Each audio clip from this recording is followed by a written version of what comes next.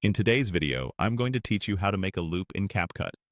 If you've ever wanted a clip to play seamlessly over and over, perfect for social posts, backgrounds, or satisfying edits, this walkthrough will show you a fast, reliable method you can use on either the Capcut web editor or the mobile app. Start by opening Capcut on your browser or your device. Create a new project and choose the 16:9 canvas.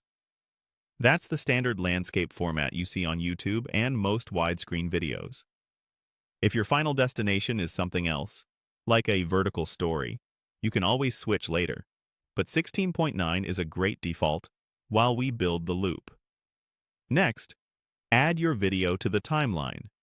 You can drag and drop the file or use the import button, then place the clip on the main video track. Before we loop it, scrub through to identify a moment that could connect nicely from end to beginning. Neutral motion, a continuous pan, or a steady pattern usually works best.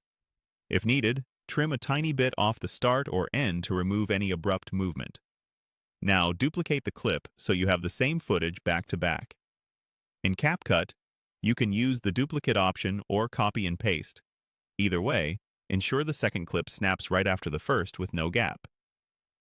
This setup is the foundation of the loop. Between the two clips, add a mix transition.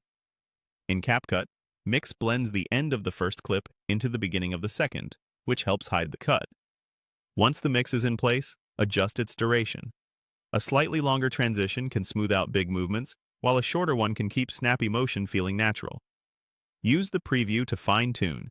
Play from a few seconds before the transition and watch for any visible jump.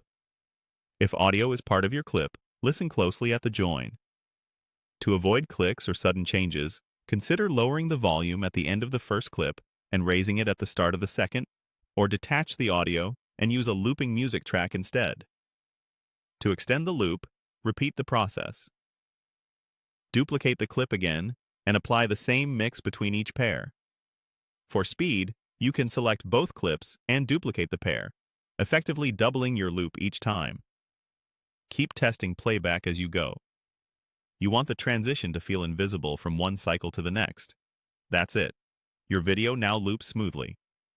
With a clean mix and a well-chosen cut point, you'll get a satisfying, continuous result ready for any platform.